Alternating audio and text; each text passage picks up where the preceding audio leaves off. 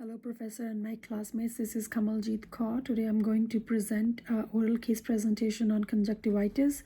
My client's initial is FL, age is 12 years. He's a male patient and date of birth is January 1st, 2012. Race is Caucasian. He has a Blue Shield insurance and marital status. He's single and historian is mother. He came with his mother. Subjective data, the chief complaints, my left eye is irritating. HPI is a 12-year-old male Caucasian male patient, comes with his mother in the clinic, who reports erythema, discharge, and pain in his left eye from 5 days. The mother said the kid experienced a continuous and a viscous yellowish secretion throughout the day. The mother noted that son is experiencing the phenomena of eyelid clustering and adhesion upon awakening in the morning, followed by the redness and dryness in the affected eye.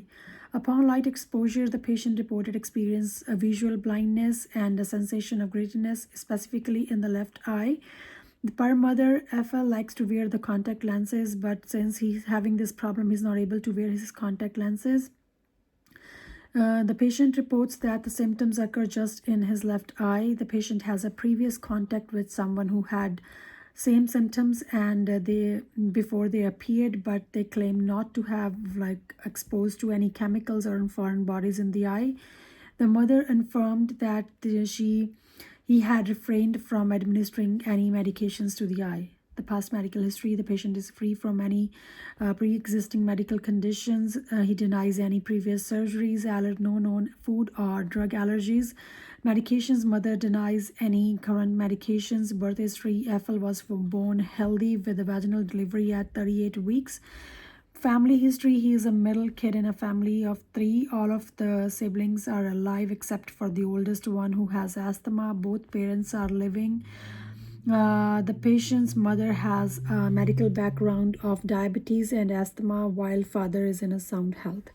If I'll talk about the social history, he is a primary school-going kid and enjoys participating in the activities like basketball and skating. Chemical history, has no history of using any alcohol, any tobacco, or any illegal drugs, or he has not been exposed to these substances at home too. Health, if I'll talk about the health maintenance and promotion, the mother said she always accompanies her kid to the hospital for a yearly medical examination. He has the recent physical 5 months ago with no health issues. The patient is up to date with all his immunizations, and the mother reported patient received a pneumococcal and influenza shots around 3 weeks ago. The child is energetic and goes on Saturday morning runs with his father.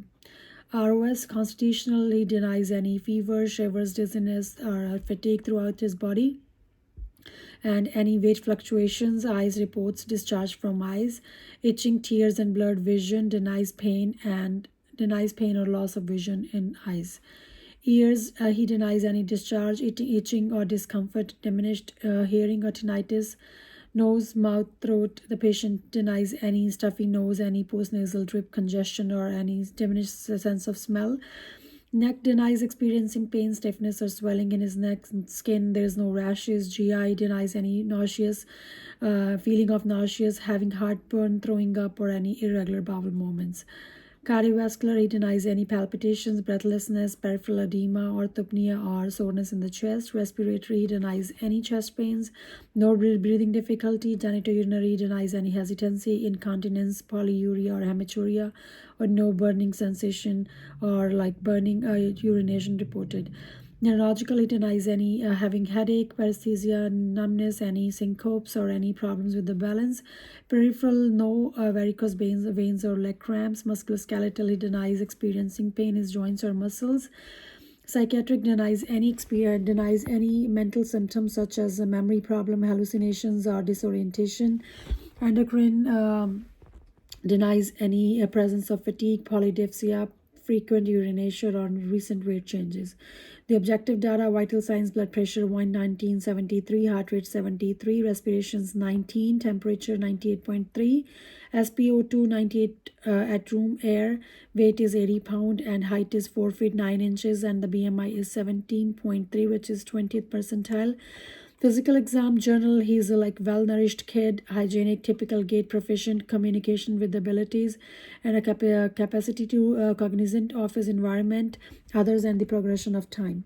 Hint, face and head examination indicated normocephalic head, evenly spaced hair, no lumps, no apparent scars, or no tenderness sinuses. Eyes, the right eye was expected, while the left was reddish with conjunctival hyperemia and a yellowish discharge, EOMI as well as perla. Ears, the whisper test was adequate. The auditory canal and external ear were routine. The tympanic membranes were examined by otoscopy and found clean and not projecting. Nose, he has a typical looking nose with patent nasal snares and no septum deformity noted. Throat, tonsils, and posterior pharynx are free from erythema or any exudate, and the throat is pink and moist. And the uvula is in the midline neck. The trachea is midline positioned, and there is no palpable symptoms of thyroid gland or no evidence of enlarged lymph nodes in the neck. Respiratory, on inspection, there is no abnormalities, no swelling, no scars noted on the chest, and on auscultation, it reveals chest is clean. Cardiovascular, no murmur sounds and no gallops heard, or during auscultation S1 and S2 were audible, and capillary fill is 2+. Genitourinary, no pubic hair, and external genitalia had a typical form. Palpation revealed no suprapubic